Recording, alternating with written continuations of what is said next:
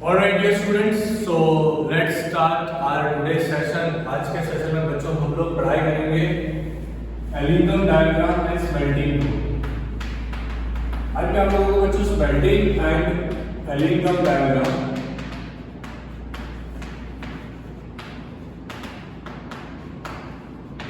इसका स्टडी करवाने वाला हूँ। ऑलराइट, सो चलो शुरू करते हैं इस सेशन को। 100% ध्यान आपका यहाँ पे होना चाहिए।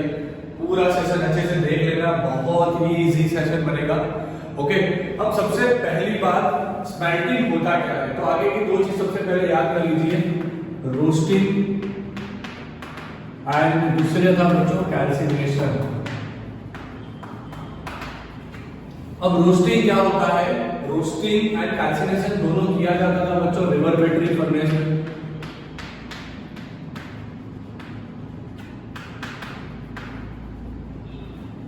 ये दोनों चीज की जाती है बच्चों रिवर्बरेटरी फर्नेस में। रोस्टिंग किया जाता था ऑक्सीजन की प्रेजेंस में, ये किया जाता था ऑक्सीजन की एब्सेंस में। ये जनरली सल्फाइड के लिए यूज होता था, ये जनरली कार्बोनेट और या हाइड्रोक्साइड और के लिए यूज होता था।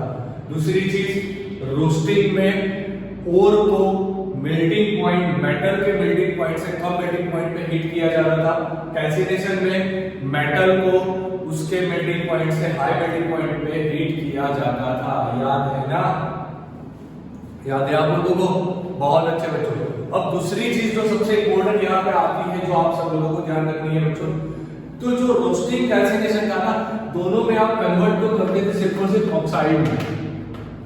याद करो, ZnS का रिएक्शन करवाया ऑक्सीजन के साथ तो सल्फर डाइऑक्साइड निकला था, प्लस ZnO बनाया था। याद है ये रिएक्शन? ऑक्सीजन के साथ रिएक्शन करवाया तब आपने बनाया था ZnO plus SO2 gas. And यहाँ पे आप जब ने CaCO3 लिया, उसको हीट किया, तब आपने बनाया था calcium oxide plus carbon dioxide. मतलब कि एक चीज बच्चों क्लियर होती है यहाँ पे कि वो रोस्टिंग हो या कैल्सिनेशन हो, दोनों में यहाँ पे जनरेट हो रहा था सिर्फ और सिर्फ ऑक्साइड। और जो स्मेल्टिंग होता है ना, उसमें ऑक्साइड रहेगा जो कोक के साथ रिएक्शन लगाएगा, कोक यानी कि कार्बन के साथ रिएक्शन लगाएगा, चारकोल के साथ रिएक्शन लगाएगा, एंड इसकी प्रेजेंस में वो रिड्यूस होके क्या बनाएगा बच्चों, कार्बन डाइऑक्साइड या कार्बन मोनोऑक्साइड प्लस यहाँ पे मेटल आपको मिलेगी। क्या मिलेगी आपको? यहाँ पे मेटल मिलेगी। मतलब कि जब मेटल के ऑक्साइड को बच्चों रिएक्ट किया जाए कोक के साथ, ओके, हीट देना है, वो याद रखना है, तब आप कन्वर्ट करोगे कार्बन डाइऑक्साइड में carbon monoxide. Carbon dioxide generate होने वाली गैस होगी, यहाँ पे कार्बन मोनोऑक्साइड जनरेट होगा एंड आपको प्योर मेटल मिलेगा बच्चों। तो ये प्रोसीजर को बोला जाता है स्मेल्टिंग का प्रोसीजर। तो कैल्सिनेशन क्या है, रोस्टिंग क्या है, स्मेल्टिंग क्या है, वो सारी चीजें आप लोगों ने देख ली। अब बात आती है थर्मोडायनामिक प्रिंसिपल ऑफ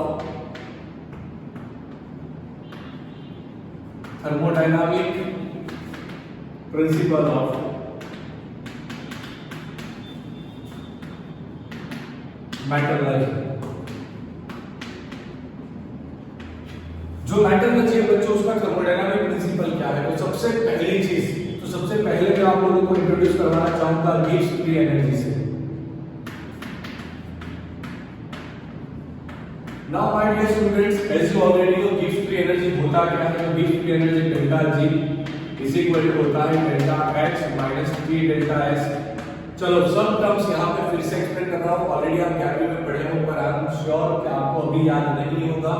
यहाँ पे बच्चों डेल्टा G होता है Gibbs free energy, delta G होता है Gibbs free energy, delta H होता है बच्चों चेंज इन एंथैल्पी,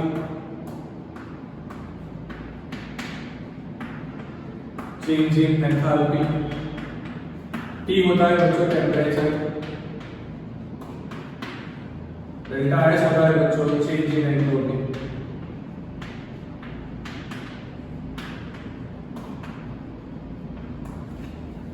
ऑलराइट डियर स्टूडेंट्स, समझ में आया कि नहीं समझ में आया? तो ये चीजें सबसे पहले आप देखो, यहाँ पे delta G, delta H, T, delta S, ये सबका मीनिंग क्या है वो समझो। अब जैसे आप जानते हो कि कोई भी रिएक्शन स्पॉन्टेनियस हो, for spontaneous reaction for spontaneous reaction delta G must be negative। Delta G कैसा होना चाहिए स्पॉन्टेनियस रिएक्शन के लिए बच्चों? नेगेटिव होना चाहिए। डेल्टा जी का वैल्यू स्पॉन्टेनियस रिएक्शन के लिए नेगेटिव होना चाहिए। अब एक चीज समझो, जो भी मेटलर्जिकल रिएक्शन होती है, आप देखो रोस्टिंग देखो, कैल्सिनेशन देखो, स्मेल्टिंग देखो, वो सब में आप हीट दे रहे थे, मतलब कि for metallurgical reaction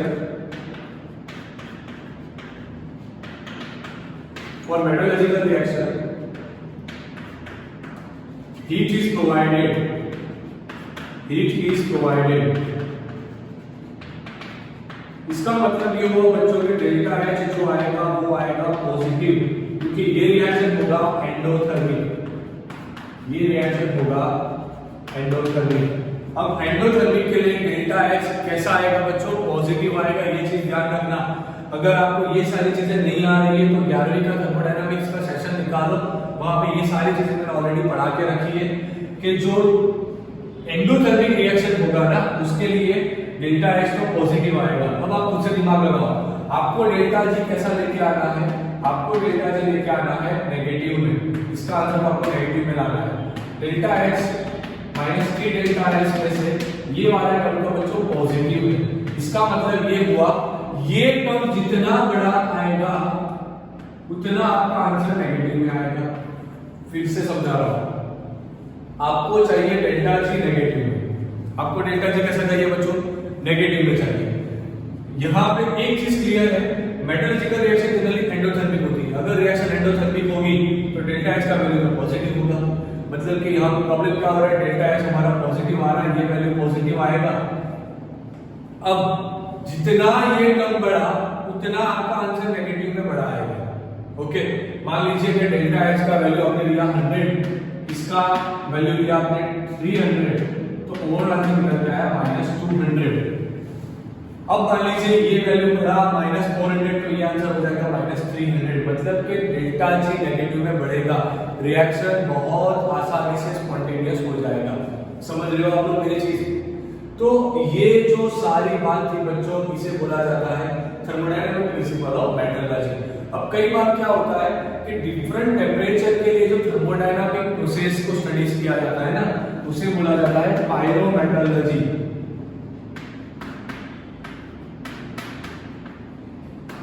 at different temperature जो स्मेल्टिंग को स्टडी किया जाए, डिफरेंट टेम्परेचर पे जो रोस्टिंग कैल्सिनेशन को स्टडी किया जाए, उसे हम बोलेंगे बच्चों पायरोमेटलर्जी। ओके, तो अब बात आती है कि डेल्टा जी नेगेटिव में कैसे लाओगे? डेल्टा जी नेगेटिव में कैसे लाओगे? एक एग्जांपल यहां पे आपको दे देता हूं, तो थोड़ा ध्यान रखिए। मान लीजिए कि मेरे पास फेरस का ऑक्साइड है, उससे मुझे निकालना है फेरस, प्लस मुझे चाहिए ऑक्सीजन। ओके, ये चीज मेरे को करनी है। ओके, फेरस के ऑक्साइड से ये आयरन का ऑक्साइड है। पहले आप समझो बच्चों के क्या करना है, क्यों करना है, कैसे करना है। आयरन का ऑक्साइड है, उससे मेटल को निकालना है एंड ऑक्सीजन को रिलीज करना है। अब ये जो प्रोसीजर होगी बच्चों, ये जनरली नॉन स्पॉन्टेनियस प्रोसीजर है। तो डेल्टा जी का जो वैल्यू आएगा करीबन वो होगा हमारा, मान लीजिए 100 किलोजूल। ये मैंने एप्रोक्स वैल्यू लिया है, हाइपोथेटिकल वैल्यू ले रहा हूं आपको समझाने के लिए। कभी ऐसा देखा है फेरस ऑक्साइड लिया हो तो वहां से फेरस सेपरेट होकर ऑक्सीजन निकलता है, वो कभी नहीं होता। मतलब कि रिएक्शन नॉन स्पॉन्टेनियस है, वैल्यू पॉजिटिव में आएगा। अब देखो मैं क्या कर रहा हूं बच्चों यहां पे, अब खुद से दिमाग लगाओ। मेरे पास दूसरा एक रिएक्शन है स्टूडेंट्स, ये मेरा रिएक्शन नंबर 1 हुआ। मेरे पास दूसरा एक रिएक्शन है जो है कार्बन का रिएक्शन मैंने करवाया ऑक्सीजन के साथ, तो वो बनाएगा कार्बन डाइऑक्साइड गैस।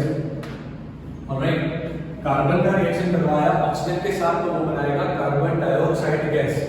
अब यहां पे मान लीजिए कि इसका डेल्टा जी हो रहा है बच्चों करीबन -300 किलोजूल, क्योंकि ये रिएक्शन जो होता है बच्चों ये स्पॉन्टेनियस रिएक्शन होता है। क्लियर? अब देखिए हो क्या रहा है। मान लीजिए मैं इक्वेशन 1 और 2 को सब ऐड कर रहा हूं, दोनों को अगर मैंने ऐड कर दिया तो क्या होगा? सबसे पहले तो आप क्या करोगे, इसे बैलेंस करने का ट्राई करोगे। तो यहाँ पे 2 लगाया, यहाँ से 2 लगाया, तो यहाँ से 1/2 निकल गया। ऑलराइट, अब यहाँ पे 2 लगाया तो इसको भी 2 से मल्टीप्लाई करना पड़ेगा, तो ये 200 किलो जूल हो गया। ओके, अब देखिए हुआ क्या है, यहाँ पे दोनों को ऐड किया तो 2FeO बना प्लस कार्बन बना प्लस ऑक्सीजन बना, यहाँ पे 2Fe तो मिला प्लस ऑक्सीजन मिला प्लस कार्बन डाइऑक्साइड मिला, ऑक्सीजन निकला ऑक्सीजन निकला। इससे साबित क्या हुआ, यहाँ पे साबित ये हुआ बच्चों कि 2FeO plus C gives 2Fe plus CO2। अब जब आपने इक्वेशन 1 और 2 को ऐड किया, हमने क्या किया, इक्वेशन 1 प्लस 2 को ऐड किया। अब जब आप लोगों ने बच्चों इक्वेशन 1 प्लस 2 को ऑलरेडी ऐड कर दिया, तो आप क्या करोगे, डेल्टा जी को भी ऐड करोगे, 200 माइनस 300 कुल मिला के वहां माइनस 100 किलो जूल। अब आप खुद से दिमाग लगा, आपका डेल्टा आर जी जो हो रहा है रिएक्शन का गिव्स एनर्जी जो आ रहा है, कैसा निकल के आया, नेगेटिव। पहले वाली जो रिएक्शन थी ना, उसके लिए तो डेल्टा जी पॉजिटिव में था, मतलब वो स्पॉन्टेनियस नहीं थी। अब आपको वो रिएक्शन स्पॉन्टेनियस करवानी है, तो आपने क्या किया, दूसरा एक इक्वेशन बनाया, उसको इसके अंदर ऐड कर दिया, जिसका वैल्यू ऑलरेडी नेगेटिव में है, तो ओवरऑल आंसर कितना निकल के आया, माइनस। इसका मतलब ये हुआ कि ये particular reaction FeO plus carbon plus Fe plus CO2, इसके लिए डेल्टा जी नेगेटिव होता है, ये रिएक्शन स्पॉन्टेनियस है। अगर आप ध्यान से देखोगे तो यहाँ पे आपका जो कार्बन है ना बच्चों, एज अ रिड्यूसिंग एजेंट काम कर रहा है, रिड्यूसिंग एजेंट। तो यहाँ पे बच्चों आपका जो कार्बन है वो एज अ रिड्यूसिंग एजेंट काम कर रहा है। समझ रहे हो मेरी बात, दिमाग में जा रहा है नहीं जा रहा है? तो हमने किया क्या बच्चों, हमने ये दोनों इक्वेशन मतलब कि FeO के लिए एक अच्छा सा रिड्यूसिंग एजेंट ढूंढा, ताकि हमारा जो फाइनल इक्वेशन बने उसमें डेल्टा जी नेगेटिव हो जाए। मतलब कि एलिंगम डायग्राम जो होता है बच्चों, इसका यूज ही यही, इसका यूज क्या होता है, इसका यूज ये होता है बच्चों कि आपको फाइंड करना है, उसको ढूंढना है, आपको अच्छा रिड्यूसिंग एजेंट ढूंढना हो किसी भी रिएक्शन के लिए, तब आप किसको यूज करोगे, एलिंगम डायग्राम को यूज करोगे। फिर से बता रहा हूं, आपको जब भी कोई अच्छा खासा रिड्यूसिंग एजेंट ढूंढना हो, आप किसे यूज करना, एलिंगम डायग्राम को यूज करना। अब मैं आपको पूरी चीज बहुत अच्छे से समझा दूंगा कि ये एलिंगम डायग्राम क्या चीज है। ओके, उसके बाद आप टेक्स्ट बुक से एक बार देखना। अब सबसे पहली चीज, आप एक काम करो, मेरे साथ आपका टेक्स्ट बुक ओपन करो, एनसीईआरटी ओपन करो। ओके, एनसीईआरटी में एलिंगम डायग्राम निकाला एलिंगम डायग्राम। चलो पहले तो टेक्स्ट बुक ढूंढ लो, टेक्स्ट बुक निकालो, उसके बाद टेक्स्ट बुक में मेटलर्जी में जाके चैप्टर नंबर 6 में जाके अच्छा से एलिंगम डायग्राम निकालो एलिंगम डायग्राम। अब जो मैं बोल रहा हूं ना बच्चों वो करो। सबसे पहली चीज, आप एलिंगम डायग्राम को देखो, y एक्सिस का आपको क्या दिया है, तो y एक्सिस में बच्चों आपको दिया होगा डेल्टा जी का वैल्यू दिया है कि नहीं दिया है, डेल्टा जी का वैल्यू दिया है ना। x एक्सिस पे देखो क्या दिया है, x एक्सिस पे टेंपरेचर दिया है, दोनों में केल्विन में भी डिग्री सेल्सियस में भी। देखा डायग्राम देखो भैया, यहाँ पे पूरा डायग्राम मैं बना नहीं पाऊंगा, आपको वहीं से देखना है, मैं जो समझा रहा हूँ वो यहीं से समझ में आएगा। ओके, तो y एक्सिस पे क्या है, डेल्टा जी का वैल्यू, x एक्सिस पे क्या है बच्चों, x एक्सिस पे केल्विन में टेंपरेचर एंड डिग्री सेल्सियस में टेंपरेचर। ओके, डिफरेंट लाइंस के लिए अब मतलब डिफरेंट लाइंस, कुछ लाइंस ऐसी होगी, कुछ लाइन ऐसी होगी, कुछ लाइन शायद ऐसी भी होगी, है ना। अब दो चीज, पूरा डायग्राम चेक करो, वहां पे ऑक्साइड हम लोग बना रहे हैं बच्चों, ध्यान से देखना, कहीं पर भी मेटल नहीं निकल रहा। पहला सबसे लास्ट वाला इक्वेशन देखो, मैग्नीशियम वाला, लास्ट लाइन देखो मैग्नीशियम वाली, उसमें क्या बनाया आपने, मैग्नीशियम को ऑक्सीजन के साथ रिएक्शन करवा के मैग्नीशियम ऑक्साइड बनाया है कि नहीं बनाया। देखिए बच्चों ध्यान से देखिए, देखा ना, मतलब कि सारी लाइन में हम लोग ऑक्साइड्स बना रहे हैं। इसका मतलब ये हुआ कि वैल्यू दी गई है ऑक्साइड की डेल्टा जी की एंड टेम्परेचर की। ओके, सबसे पहली बात है। दूसरा जो सबसे इंपॉर्टेंट पॉइंट यहाँ पे निकल के आता है वो ये है बच्चों, देखो बहुत सिंपलिसिटी से करवा रहा हूं, जो ऊपर वाला लाइन है उसके नीचे वाली सब लाइन उसके लिए रिड्यूसिंग एजेंट की तरह काम कर पाएगी। फिर से, जो ऊपर वाली लाइन है बच्चों, उसके नीचे की हर लाइन वो उसके लिए एज अ रिड्यूसिंग एजेंट काम कर पाएगी। चलो मैं जो बोल रहा हूँ आप टेक्स्ट बुक से देखोगे, मेरे पास भी यहाँ पे डायग्राम है। ओके, तो मैं अपना डायग्राम निकालूंगा, आप अपना डायग्राम निकाल लीजिए, उसके बाद दोनों स्टडी करेंगे। हो गया ये वाला डायग्राम आपके पास है बच्चों। अब देखो यहाँ पे क्या मेन फोकस कहाँ पे लगा रहा है आपको, तो जो मेन फोकस लगा रहा है ना बच्चों, वो ध्यान से देखना, जो ऊपर वाली लाइन है ना उसके नीचे वाली जितनी भी लाइन होगी वो सारी लाइंस बच्चे एज ए रिड्यूसिंग एजेंट आप काम कर पाओगे उसके ऊपर। मतलब क्या हुआ कि मान लीजिए आपने Cu plus O2 give Cu2 वाला लाइन देखा, तो उसके नीचे की सारी लाइन जो है ना वो उसके लिए एज ए रिड्यूसिंग एजेंट काम करेगी। मतलब कि मान लीजिए आपने देखा Cu plus O2 give Cu2, उसके नीचे वाली लाइन है carbon plus O2 give CO2। मतलब कि आपको Cu2O से कॉपर निकालना हो, रिवर्स में सोचना है, इससे आपको कॉपर निकालना हो तो आप carbon plus oxygen give CO2 का यूज कर पाओगे। दिमाग में जा रहा है? अब आप खुद से दिमाग लगाओ, अगर आपने बच्चों यहाँ पे जो इक्वेशन दिया है ना वो तो Cu plus O2 give CO2 का इक्वेशन है, इसका वैल्यू -300 है। देख Cu plus O2 give Cu2O, इसका वैल्यू -300। पर अगर आपने Cu2O से Cu प्लस O2 बनाना चाहा तो ये वैल्यू +300 हो जाएगा।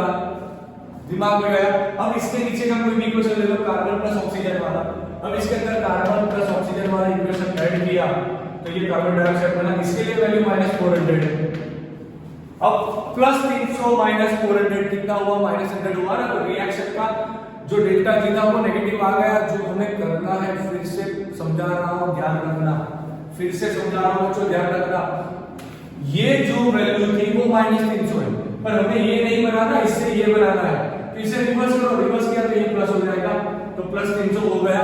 अब देखो +300 तो नॉन स्पॉन्टेनियस होगा। अब उसके नीचे की एक लाइन हो गई कार्बन प्लस ऑक्सीजन वाली, उसके लिए वैल्यू कितना है? वो वैल्यू है बच्चों करीबन -400 जितना, तो -400 ही रहेगा ना। +300 -400 -100 आया आंसर। अच्छे से समझ में आया कि नहीं समझ में आया? नहीं आया। चलो तो मैं फिर से एक बार समझा देता हूं, इसका स्क्रीनशॉट ले लीजिए, ले लीजिए इसका स्क्रीनशॉट। चलो समझा रहा हूं, देखिए क्या बताया गया है यहाँ, Cu plus O2 gives 2Cu, अगर बोल दिया है इसके लिए वैल्यू था -300, डेल्टा जी का वैल्यू कितना है? -300। मुझे ये नहीं चाहिए, मुझे क्या बनाना है? Cu2O होगा मेरे पास, उससे मुझे निकालना है ऑक्सीजन को प्लस 4 कॉपर को, तो डेल्टा जी रिवर्स हुआ तो +300 हो जाएगा। ओके, नॉन स्पॉन्टेनियस हो गया। अब देखो मैं काम कर रहा हूं बच्चों, मैं यूज कर रहा हूं यहाँ पे इसका वैल्यू, मैं यूज कर रहा हूं नया equation, carbon plus oxygen gives CO2। इसके लिए डेल्टा जी कितना है? इसके लिए डेल्टा जी का वैल्यू है -350, 300-400 के बीच में -350 दिया। अब देखो क्या होगा, मैं दोनों को ऐड करूंगा, दोनों को ऐड किया तो 2Cu2O plus C plus O2 gives O2 plus 4Cu plus CO2। O2 निकला, O2 निकला, हमने ये दोनों को ऐड किया, -50 किलोजूल हो गया। तो डेल्टा जी कैसा आया? नेगेटिव आया। ये तो लाना, यही तो लेके आना है। इससे ये साबित होता है बच्चों, एलिमेंट डायग्राम आपको रिड्यूसिंग एजेंट का इंफॉर्मेशन देगा बहुत अच्छे तरीके से। हम श्योर आपको समझ में आता है, राइट? पर इसका एक लिमिटेशन है, थर्मोडायनामिक्स पे बेस कर रहा है, मतलब आप इससे काइनेटिक्स का इंफॉर्मेशन नहीं निकाल पाओगे। थर्मोडायनामिक्स से काइनेटिक्स का इंफॉर्मेशन नहीं मिलेगा, काइनेटिक्स से थर्मोडायनामिक्स का इंफॉर्मेशन नहीं मिलेगा। ऑलराइट, मतलब कि आप इसे ये मालूम नहीं कर पाओगे कि कोई भी रिएक्शन जो हो रहा है वो कितना फास्ट हो रहा है, उसका रेट कितना है, वो आप समझ नहीं पाओगे। ऑलराइट, तो बस बच्चों आज के लिए इतना ही। आई एम श्योर आपको पूरा कंसेप्ट अच्छे से समझ में आ गया। Don't forget to share it, like it and comment it. Alright, take a screenshot fast.